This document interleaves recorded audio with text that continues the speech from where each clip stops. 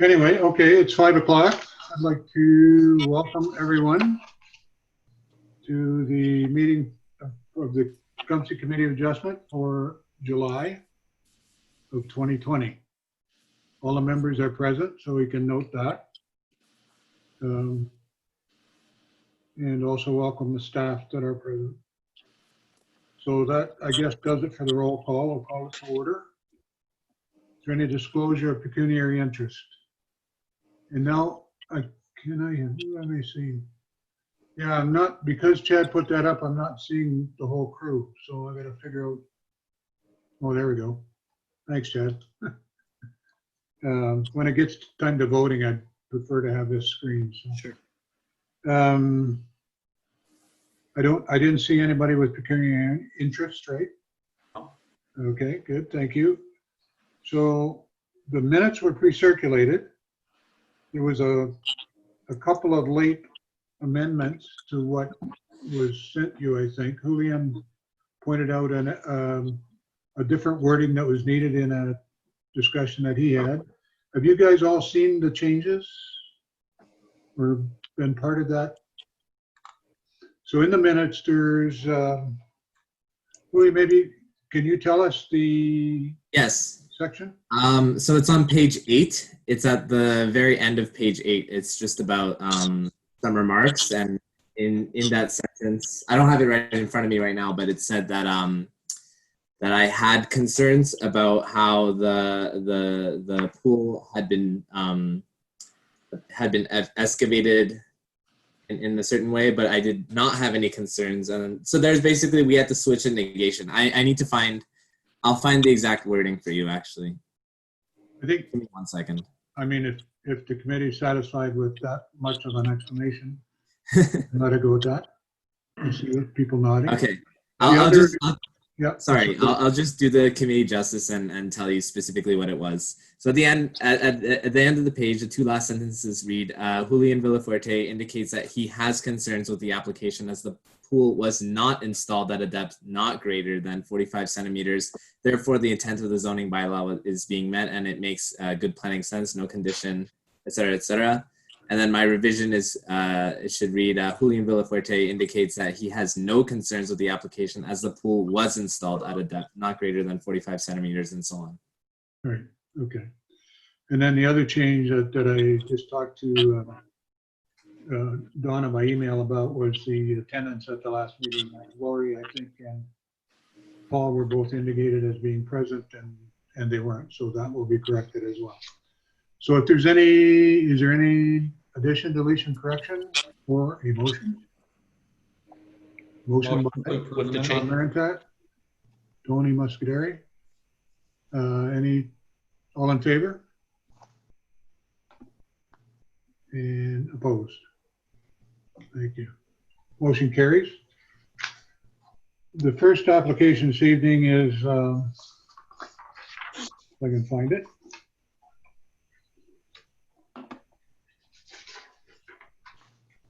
B06, which is a severance application, and A10, which is an associated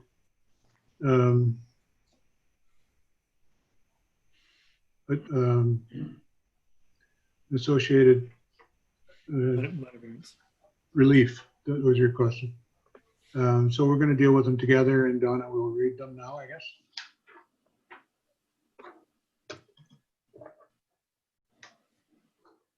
Application for severance B0620 2760696 Ontario Inc. 5225 and 5265 Outer Drive. The purpose of the application is to request consent to sever a 7,527.2 square meter, 1.86 acre parcel of land containing one industrial building having a frontage of 108.6 meters, 356.4 feet on Outer Drive, highlighted in yellow on the sketch attached. The proposed retained lands containing an industrial building to which an addition is proposed will have a lot area of 1.77 hectares, 4.37 acres, and a frontage of 171.8 meters, 563.5 feet outlined in green on the sketch attached. This application is being heard concurrently with minor variance application A1020, which requests relief to address roof height, reduction in parking, northerly side width deficiency, and lot coverage as a result of the proposed addition. The proposed severed lands and the retained lands are designated business park in the Sandwich South official plan and zoned industrial M1 in the Sandwich South zoning bylaw 85-18. Application for minor variance A1020 2760696 Ontario Inc. 5225 5265 Outer Drive.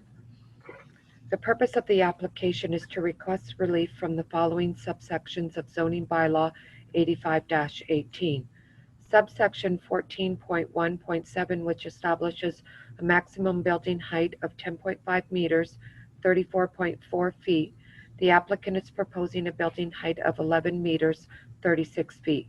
Subsection 14.1.5, which establishes a maximum lot coverage of 40% for all buildings and structures. The applicant is proposing a maximum lot coverage of 56.4%.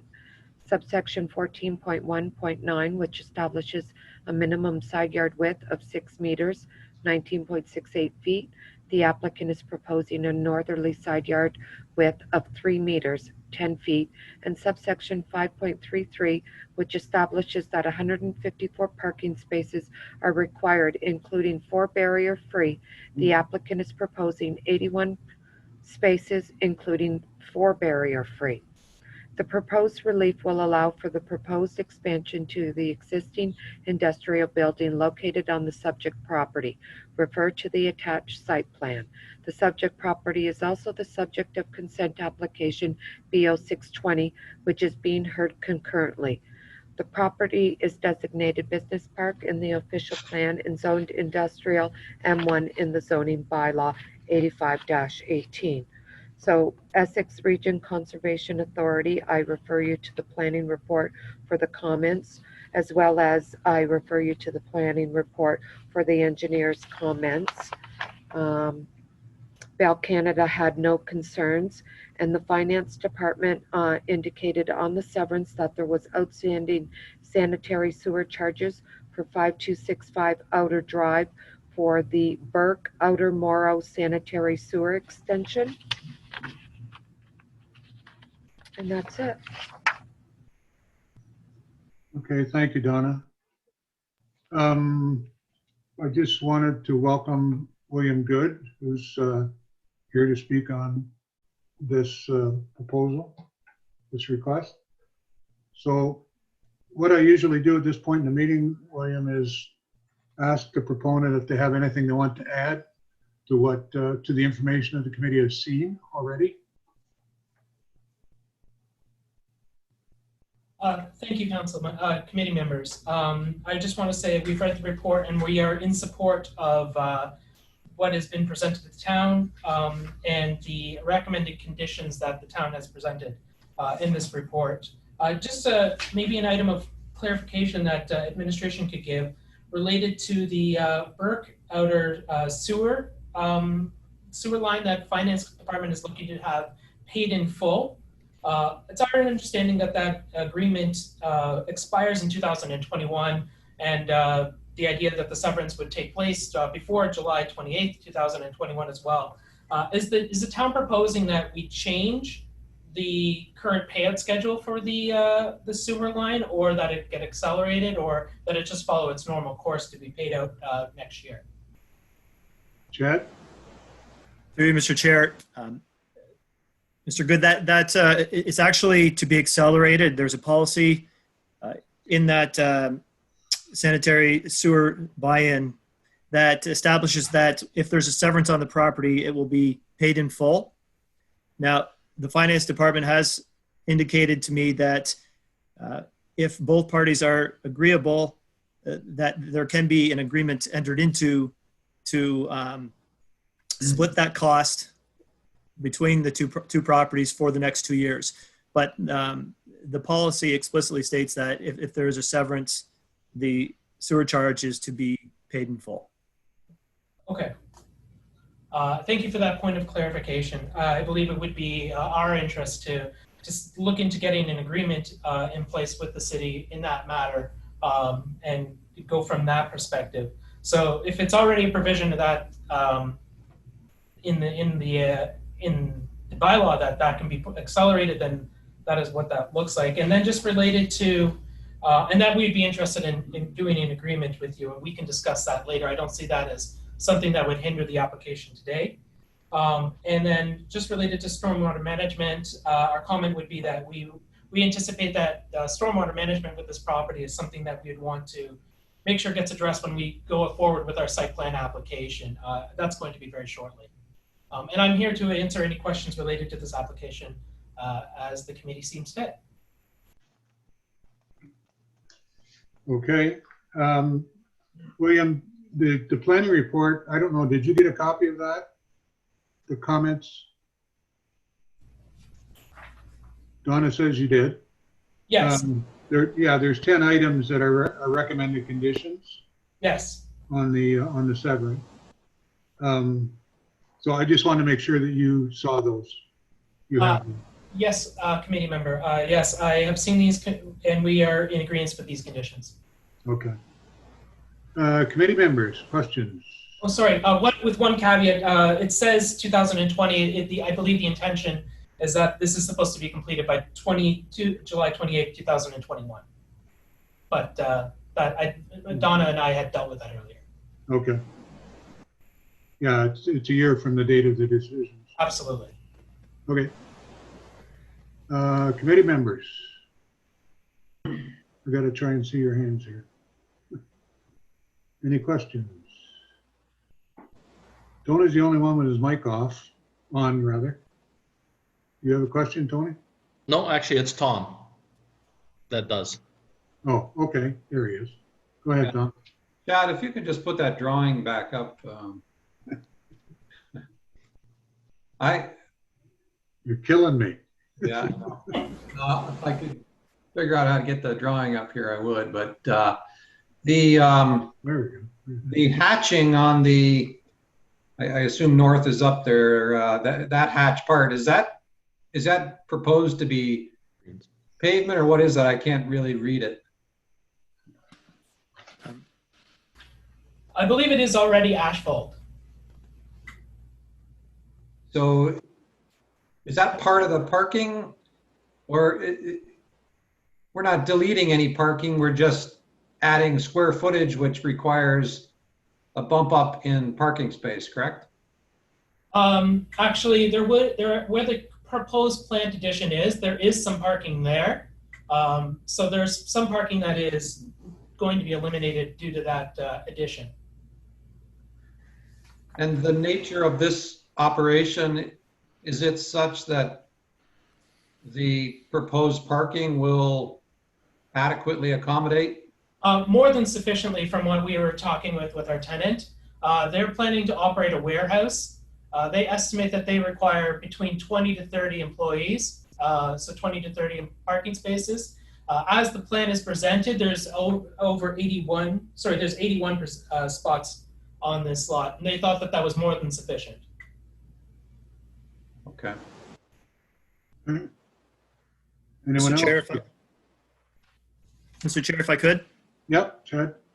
that hatched area, Tom, it indicates new asphalt area. So it's on the site plan. And it's difficult to read, but if you look in the paving legend, it says new asphalt. So that's what that's depicting. Okay. Yeah. Right. Anyone else? Mr. Lauren. Chair. Oh, I got go a ahead. call. Okay. I was just looking at this, and so the property line basically is going to be 3 meters from the north of the proposed plant addition, is that line right there. This parking area here, so the access will be to a new entrance, and they will wrap around to those parking spaces. Am I reading that correctly?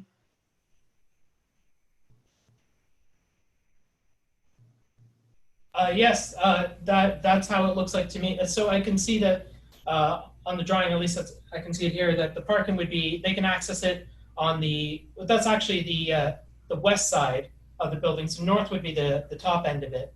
I'm talking about the parking for the severed piece. Oh, sorry, on the severed piece. So these, well, I can't. Sorry, that's already an existing access point. Okay, so the parking just above that, the access will just be from that one entrance. I believe that those are the access places already in existence there.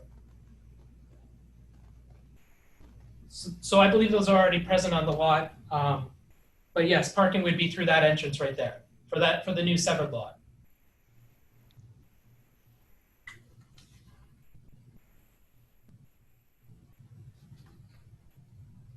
So thinking, Tony?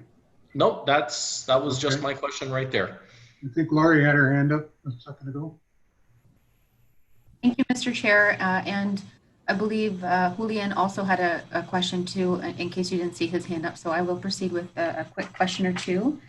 The proposal seems quite in line with the official plan designation for the property. I was able to conduct a site visit, but I'm wondering if administration can put up an aerial and maybe turn on a layer or two on the surrounding land uses, as well as the surrounding zoning, just to confirm that it's in kind of in conformity and in keeping with the intent of the business park nature, just so we can have just a visual for the public record to see about essentially the nature of the neighborhood.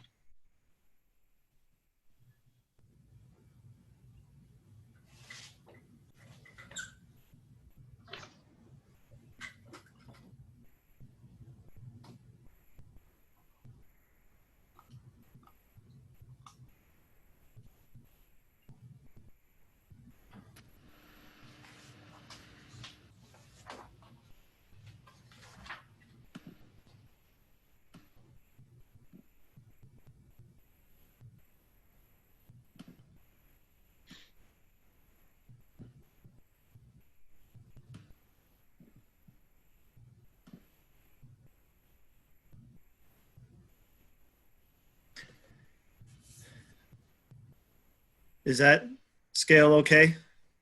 Unfortunately, I can't see what you have up. We're not seeing anything. Okay. I think you just need to switch tabs. Yep. I just switched tabs. There we go. There it is. Okay, there we go. Yep, the scale is great. So let's turn on some layers. Pardon me? If we could just turn on some layers and see what some of the surrounding land uses are. The reason why I'm asking is in order to see some of the adjacent properties and what some of the impacts might be on the adjacent properties. So through you, Mr. Chair, the surrounding land uses are all industrial, with the exception of the lands on the opposite side of Highway 401, which are in the city of Windsor. So we're not going to have any layers that depict the land uses on the opposite side of Highway 401, but the balance of the lands on the Tecumseh side are industrial. And I'll just, I'll put up the zoning map and it'll show.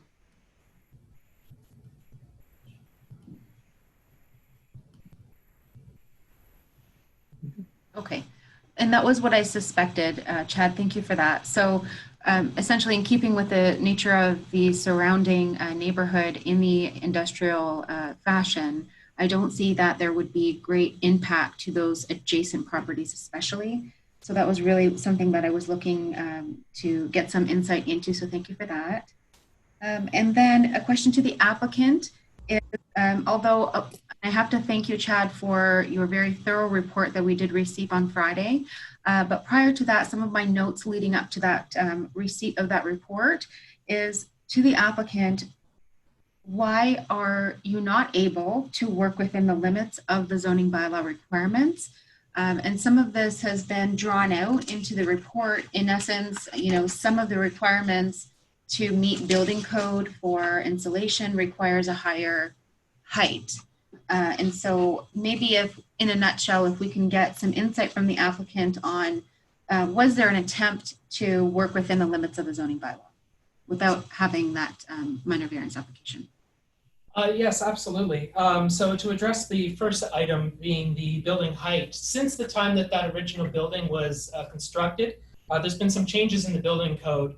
And in order to ensure that the ceiling on the interior part of the building remains flush with the other part, so level there, the higher insulation requirements that we require today requires that we need the exception. So we can't simply have the insulation that used to be the case that was initially installed with the building when it was initially built any further. So that we would be, if we were to bring the height to the top of the building down to that level, you'd have less room, and you'd have a different, like the ceiling would not be flush in the interior part of the building. So that is why that relief is sought, because it is something that we can't adjust any other way. It's just been simply a change in the building code. So assuming that that satisfies that component, I'll keep going down the list here. With the established coverage with the building, with the severance, you can see it's a larger footprint with this addition here. Our tenant requires that size of a building that we are presenting with the addition, and it simply is the case that it requires a larger footprint in that case. One of the major issues that we believe will be going forward will be making sure that there's adequate drainage. And that's something we believe that we can handle appropriately with site plans. So the needs of our client have driven this particular application, and those needs are very particular. We can't change what our tenant needs and the agreements that we made with our tenant in that regard. And this was a suitable site for with these variances in place.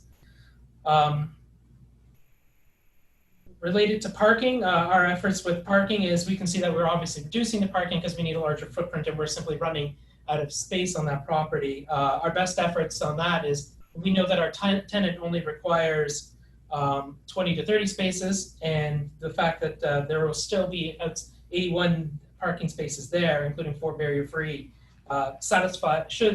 we see it as satisfying that requirement of what our tenant needs, and also balancing what the town needs in that regard. Minimum side yard. And again, there was no other place we can't see where else we would have been able to place this building at this side. So as I mentioned before, with the siding of the building, the size that we're presenting is exactly the size that our client is required. But for the requirements of our client, we would be able to be within the margins, but in order to satisfy what our client is needed, this is why we seek these exceptions. Let me know if I can answer any of those, and more particularly if you seek that. Yeah, I think you did cover the questions I had pertaining to variances. Can you give me any insight on, I guess, on one hand, I understand the purpose of the severance, but on the other hand, was a severance or is a severance absolutely necessary? Well, we see the severance as being necessary due to the fact that the nature of the two tenants are separate. And it may be the case that in the future that one of our clients or one of our tenants seeks a different use and the other tenant seeks a different use. And because we have two different tenants who will occupy those two buildings, it made logical sense for us to see those as separate properties and seek that at this time. And will they be under the same ownership? You're talking about tenants, but will they be under the same Ontario Limited number?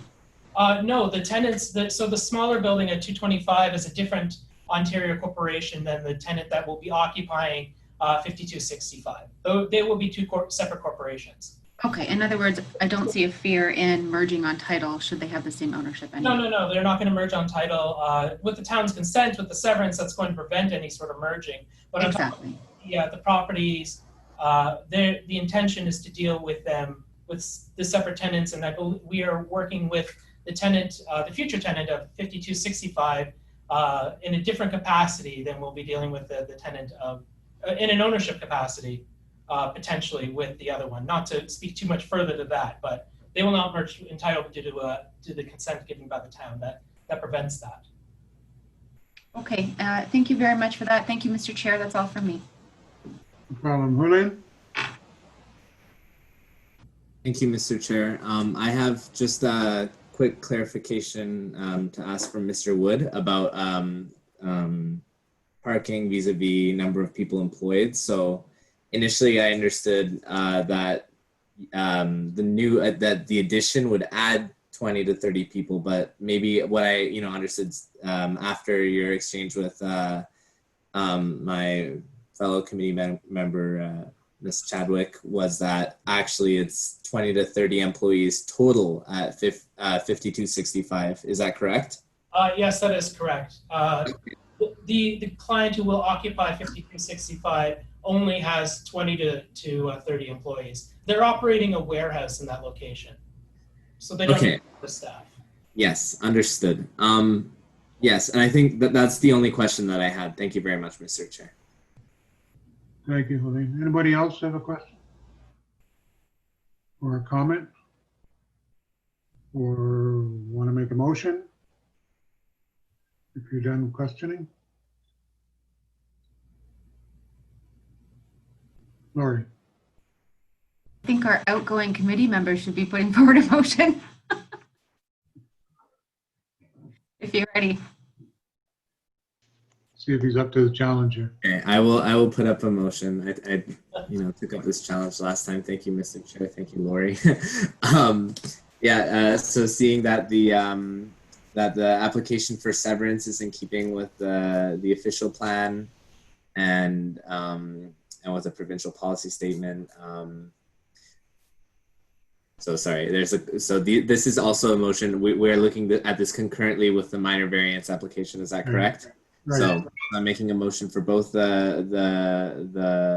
application for severance and the application for minor variance. I do believe so. On the application for minor variance, there was a condition on this one. Is that correct? Regarding to stormwater. There's a condition suggested, yes. Yes. So I would like to make the motion with that suggested condition that Okay. Urka had brought up. And the list of 10 conditions on the severance. And the list of 10 conditions on the severance. Yes. And supported by Lori. Any discussion? All in favor? Everybody? Opposed? None. So the motion passes. Thank you very much for your time, William. Thank you very much, committee members. Okay. So I guess you can light up Piero there, and we'll get Donna to read the next one.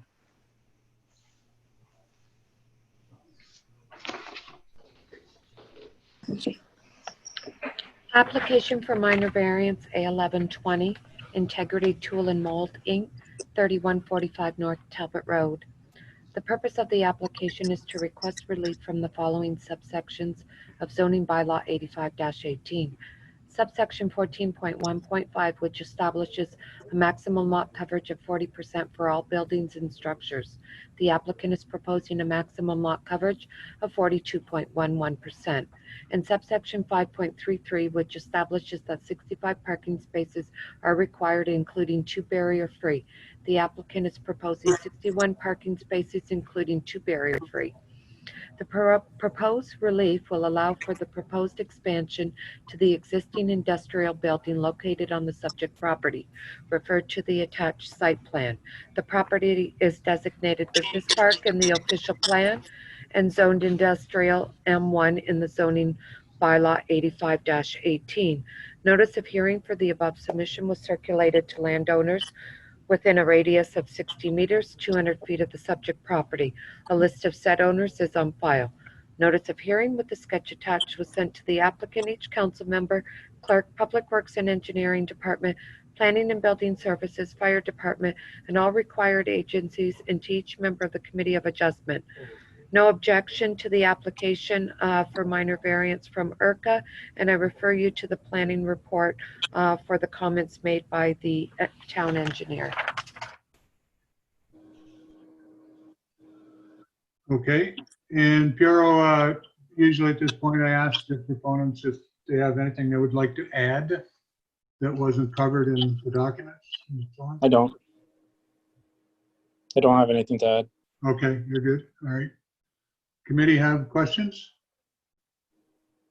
Julian.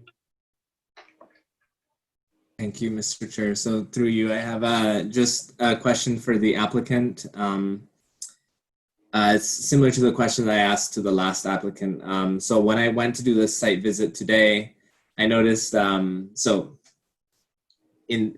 applicant is proposing to add 61 parking spots. I went today and I saw that they were, I couldn't really count how many there were. So I just wanted to get a sense of what, in terms of employees and parking spots today, what's that kind of ratio? And then once, you're proposing you're added the addition to the building, how many employees are you projecting? And So just some background on this facility. At this time, it's generally being used as warehouse space with a small office component at the front. So in the warehouse, like they currently have 3 to 5 people there at any time, plus the office, another like 7 people. So there's very few people there now. And the parking is not really defined or delineated properly. So they just kind of park wherever. With the new additions, this facility is going to transform into more of a manufacturing setting where they're actually going to start installing equipment to produce molds. So the parking demand is probably going to go up to 40 spaces at most, but we are providing the most we can while accommodating stormwater management requirements. So like all the additional grass area will turn into like swales in the pond probably to satisfy stormwater management requirements. But we expect to have a lot more parking than is actually needed. okay, that satisfies me. So thank you very much. Okay. Anybody else? Lori. Thank you, Mr. Chair. Through you to the applicant. So I just heard something and it just required a little bit of clarification. You had indicated that in the future, your client or yourself may be adding or converting some portion of the building from warehouse to manufacturing? No, I wouldn't say converting. They would add like machines like for tool making. Okay. Question to administration on that. As a spin-off question to administration, is this new information to you, to Mr. Jeffrey?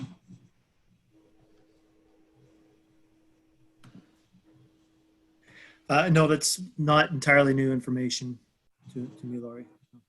Does it affect anything in your report in terms of, or anything in your evaluation in terms of the use, permitted use, number of parking spaces, anything at all?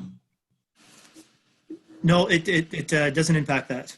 It's still looking for the same relief that they initially requested.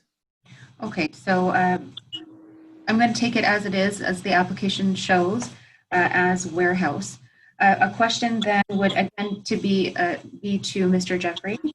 Chad, is the requirement for parking spaces for warehouse seems quite high. What is your sense on that? And is it something that, for warehouse, I don't see that.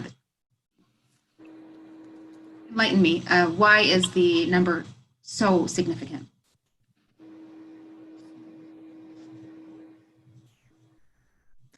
Through you, Mr. Chair, the requirement for warehouse is not different from the requirement for a general industrial establishment. It's 1 space per 1,000 square feet. Regardless of whether it's storage slash. Warehouse or storage or industrial establishments, right? Okay, interesting.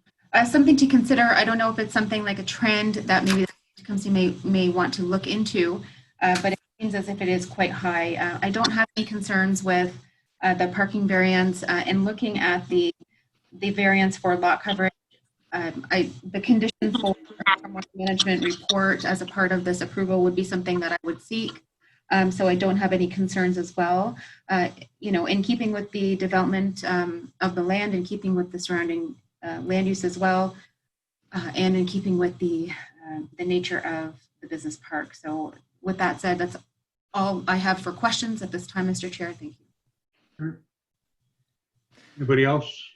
Mr. Chair, if I could just add, I believe I understand the nature of Lori's comments. Presumably, warehousing would require less parking, but there's no distinction in the town's zoning provisions with respect to parking for warehouses versus parking for other elements of an industrial operation. It's 1 per 1,000 square foot. You might add to that, Chad, that it's warehousing for now. It's a bit, you lost your mic. That's correct, Mr. Chair, and that space could be converted in the future. And sometimes that it can be problematic, but and it's a consideration the committee has to make when it's considering these variances for parking. I should also add that there is a provision in our bylaw currently that enables industrial establishments to satisfy the parking requirement through the use of another property that's within a 300-foot radius of the existing property. And we don't anticipate any parking issues with this site regardless, but I just wanted to make the committee aware of that. So if the use did change in the future and for some reason they thought that there might be a parking issue with it before that change in use, they can look to other areas within that industrial park in close proximity to meet the parking requirements. Thank you. Anybody else have questions? Seeing none? Seeing none? Going once? So a motion then? Somebody? Nobody else leaving? Tony? I'll make a motion that we accept this application. I believe there was one condition. There was one condition on page 15 of the planning report that be made part of the decision. The variance to go from 40% to 42% does meet the 4 tests. The reduction of 65 to 61 parking spaces is minimal. So for those reasons there, I will make a motion that we accept this application. Supported by Tom Marantuck. Any discussion? Seeing none. All in favor? Opposed? Carried. Thank you. Thank you, Pierre. Oh, we lost your mic, but we get you. All right. So we're at that wonderful time when somebody makes a motion to, well, maybe, see where we're at.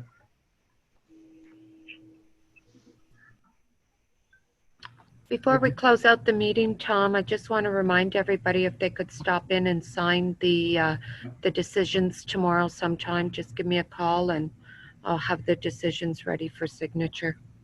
Okay. The earliest time would be putting the pressure on, 10 o'clock. 10 o'clock, okay. All right. Latest time? In the morning. Okay, thank you very much. Just a question. Oh, Donna, does that have to be tomorrow? Or can it? Well, when I put the conditions on the severance, that date is based on the date the decision goes out. So if the decision doesn't go out, then that date on the condition gets varied for severances. It doesn't affect minor variances, but it affects the 1 year starts from the date the decision is mailed on a severance. And I typically understand. I've always gotten them out the next day. So question to Chad then, are you accepting electronic signatures in the form of an agreement at all? That's probably a better question for Donna, because Donna. Okay. yeah, and I don't believe we're set up for that at this time. And Brian is confirming that. Okay, and Yeah, no. I missed last month's meeting, but before we met, we had a trial, and during that trial, I may have forwarded you something, Chad, an example of what we're doing in the town of Essex in terms of electronic signatures. We're entering into some sort of legal understanding. Did you end up receiving that? You know, Laura, now that you mention it, yes, I did. But unfortunately, I haven't taken the time to investigate that Okay. at this point. So it's something that we can look into for future meetings. So if that's working for you in Essex and there's no legal implications for doing that, it's something we can probably investigate. Yeah, absolutely. Bring that forward up into your inbox, and maybe you can discuss that with Brian. Coming straight from our legal advisor, from our clerk, it was something that we had implemented, and it works great. I'll do my best, Donna, to come in tomorrow. I assume that the town would accept lunchtime visits. Are you closed during lunch? We're open to the public from 1 till 4:30, but if you call me and make arrangements, I can meet you anytime. I'm available between Okay, Donna, 8:30 I'll and call you during my 4:30. lunch hour. Okay. Okay, yeah. Okay. Brian, you've been very quiet. Oh, thank you, Mr. Chairman. I was just going to add to that conversation that yes, in fact, the clerk we are looking at this, seeing that this is our new reality. All of us looking at each other on our computer screens. So thanks, Lori, for that. And there's a few things happening at council tomorrow night by way of making some changes to our procedural bylaws. I'm not certain if that's on, but I know that it's being discussed. So we'll try and expedite that. So it would really save time for everybody from making that trip. So we'll do the best we can. Okay. Thank you for attending. Well, were you talking to me, Mr. Chairman? Yes, I was. Hey, if I could, the agenda, there's so many screens open right now. Have we come to the end of the formal agenda? Well, they're just old business, new business, and adjournment. Brian, before you get into that, Brian, not to belabor this, but is it possible that we could get the decision signed by everyone who can, readily make it to the office tomorrow to sign it, and then scan that and email it for signature, for Lori's signature, scan it back, and then it can go out that way. And then you can come in to sign the original at some point in the future. Lori, does that make sense to you?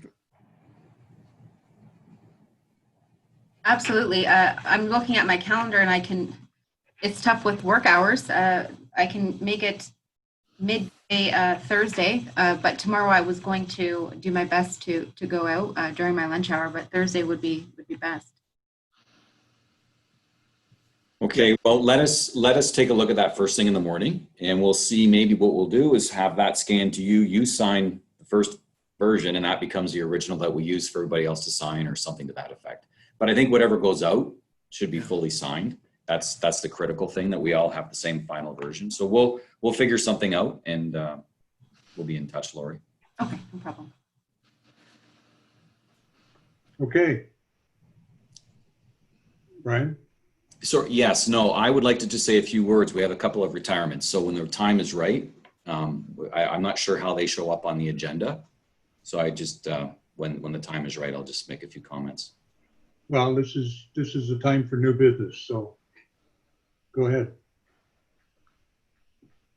Okay, why don't we, well, Julian has sent in his resignation. I don't know if you want to say a few words, Julian, but then, and we can, Mr. Chair, I would just suggest open the floor to whoever wants to say something. I just have a couple words, and and then we'll deal with the senior member of the team who is announced as departing. Okay. Yeah, so, I mean, I can start it off. Julian, I sent you regards by email. I didn't copy everybody. I just sent it to you privately, so nobody else knows I did that. But we wish you luck, and you may have something to say before anybody else gets a word in, so go ahead. Sure. Yes, it's it's been a pleasure, albeit a very short one, I guess. I feel like I've only just scratched the surface of understanding really the depth of the work that we do on the Committee of Adjustment or on any Committee of Adjustment. It would have been really cool to go to the conference that was supposed to be in May. It's too bad that was canceled. But it's also been interesting to see how we've adapted through this time. Like meeting virtually and so on. But yeah, this has been a really great introduction. It's been a really sort of healthy challenge to get into this kind of work. And I really just thank everybody for the opportunity to serve alongside you on this committee. Thank you very much. Okay. Anybody else? Lori? Julian, I did send you a message, and just as a follow-up to that, I think that it is a wonderful career path on your part, and the world is lucky. Canada and Ontario are lucky to have you embark on this career path. One piece of advice I think is, even the Committee of Adjustment, we can feel it. Any planning decision is not to be taken lightly.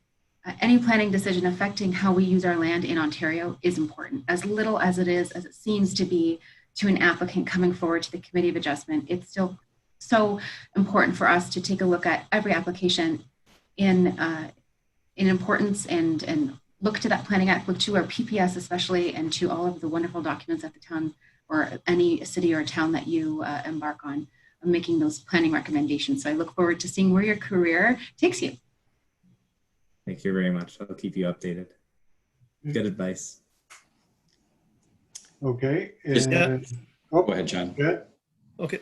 Mr. Chair, I had a chance to speak to Julian today about it. I wasn't in the office on Friday when he sent the email out, so I waited until today to talk to him. Had an excellent discussion. It bordered on the philosophical, actually, and I could tell he's got a lot of potential. He really understands planning, and he understands proper planning, which is perhaps even more important. So I know that he was looking forward to getting some more experience at the committee level and then taking that to other things. But we're going to miss his presence on the committee, especially as a planner. It's always nice to have that planning experience on the committee. We've got a bit of it now, but yeah, we would have benefited from Julian's presence on this committee. He's going to an excellent program in Montreal and an excellent city, despite the comments about it being a cold environment. Julian, you missed those before you got onto this Zoom meeting.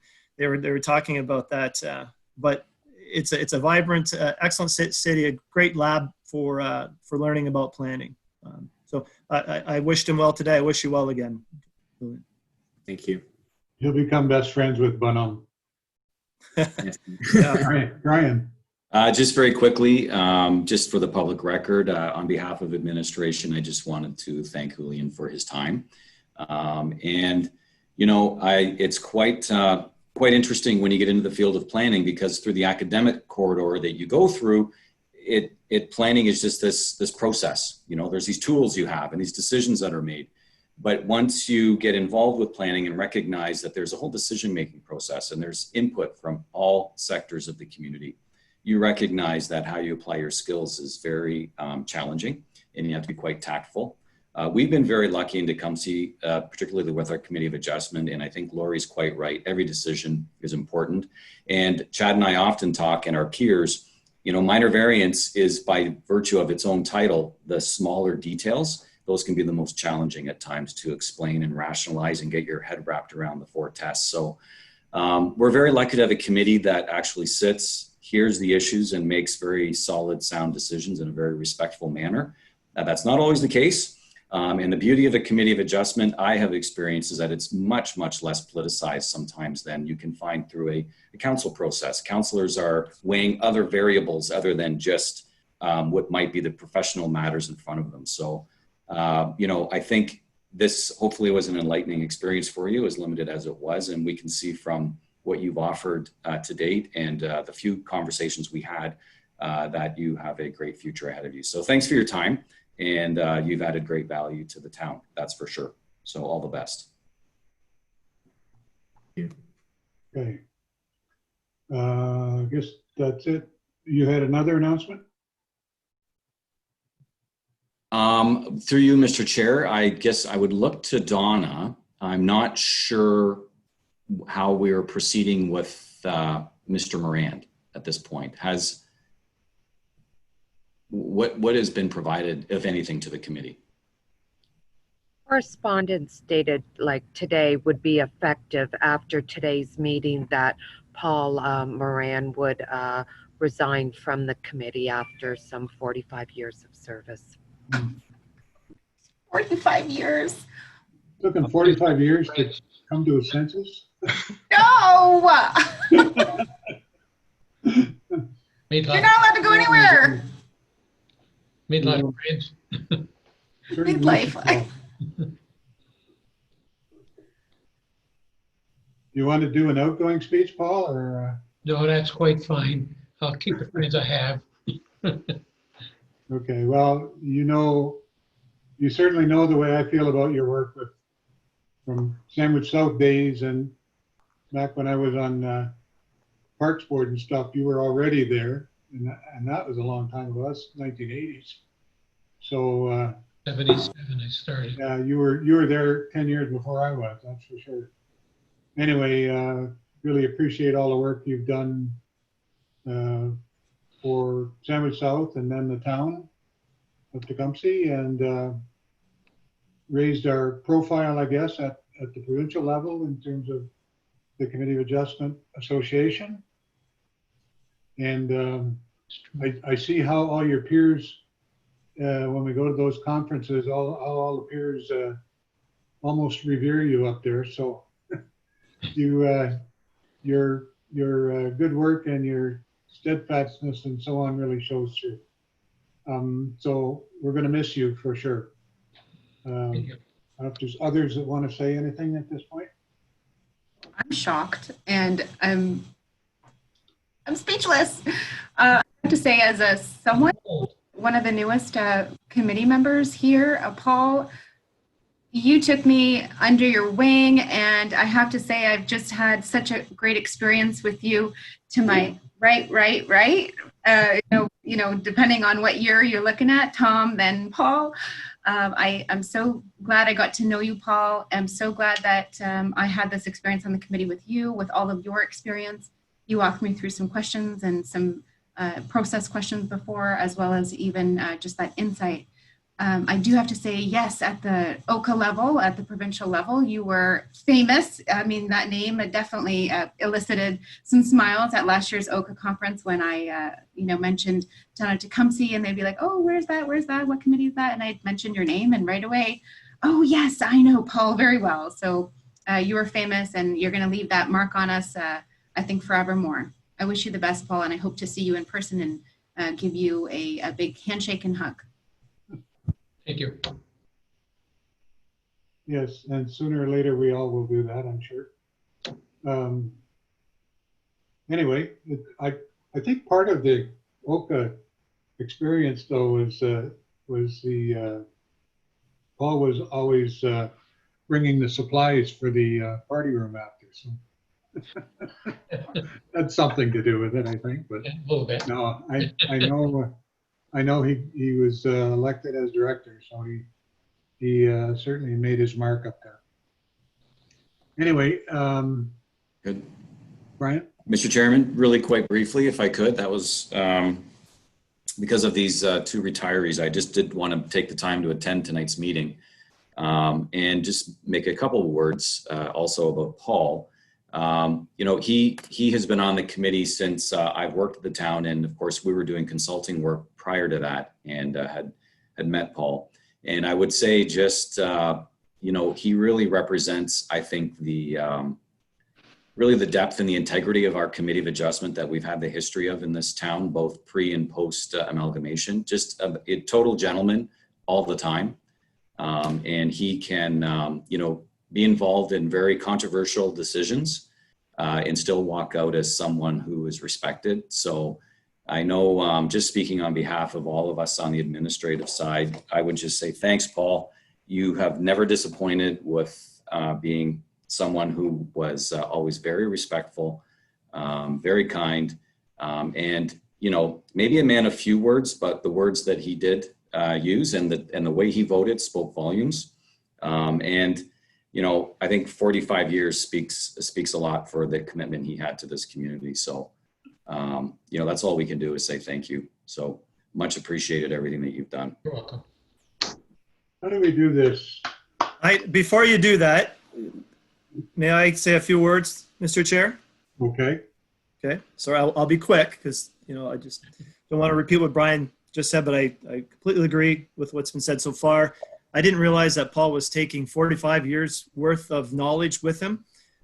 We may have to get him on retainer because I can't even begin to guess how many times I've sat down with Paul in my office because of his connection to the OACA.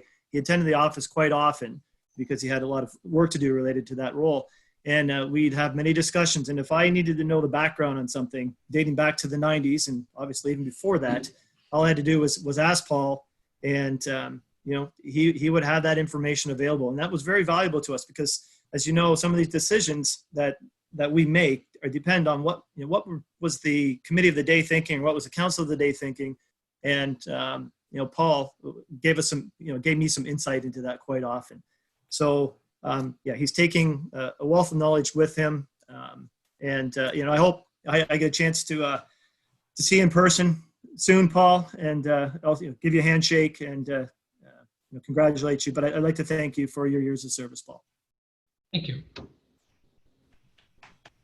Now we can do it. Now we can do this. Thank you, Paul. You're welcome.